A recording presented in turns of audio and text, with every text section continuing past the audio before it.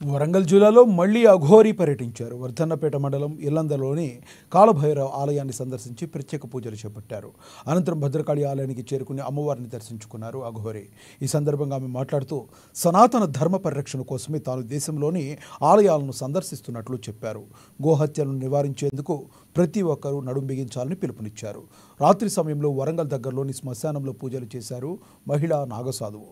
అయితే జిల్లాలో పర్యటిస్తున్న అఘోరీని చూసేందుకు ప్రజలు భారీగా తరలివచ్చారు.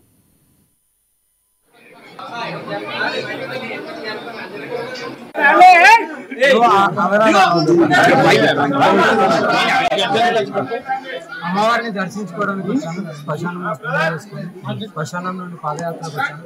అమ్మవారికి తెలిసింది కాబట్టి నా వంతు నేను అమ్మవారికి చెప్పుకొని అందరూ ప్రజలందరూ బాగుండాలి, అందరికీ ఏ కష్టం కాపాడుకోవాలని నా వంతు నేను లోక కళ్యాణం చెప్పలేము. మా పూజా విధానాలు ఎవరికి కూడా చెప్పాలి. నేను ఎక్కడికి వెళ్తున్నాను నాకు మాత్రమే తెలియాలి. వేరే వాళ్ళకి ప్రజల్ని ఒకటే చేయాలి, మా సనాతన ధర్మాన్ని కాపాడుకోవాలి, హిందువులు అందరూ ఒకటి అవ్వాలని సంకల్పించాలి.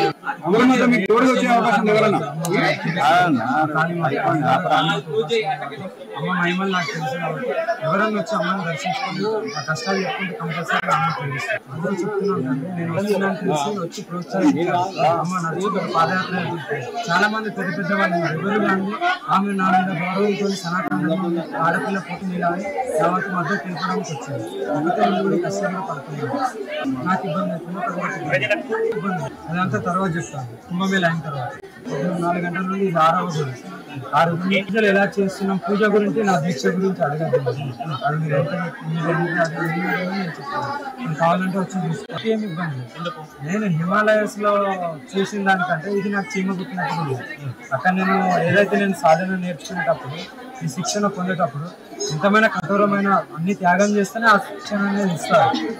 అదేనా, అలాంటప్పుడు ఇది నాకు చాలా చిన్నది. విమర్శలు కానీ అడ్డుకోవడం కానీ నేను పట్టించుకోలేదు. నా పోరాటం అనేది నేను దాన్ని మాత్రమే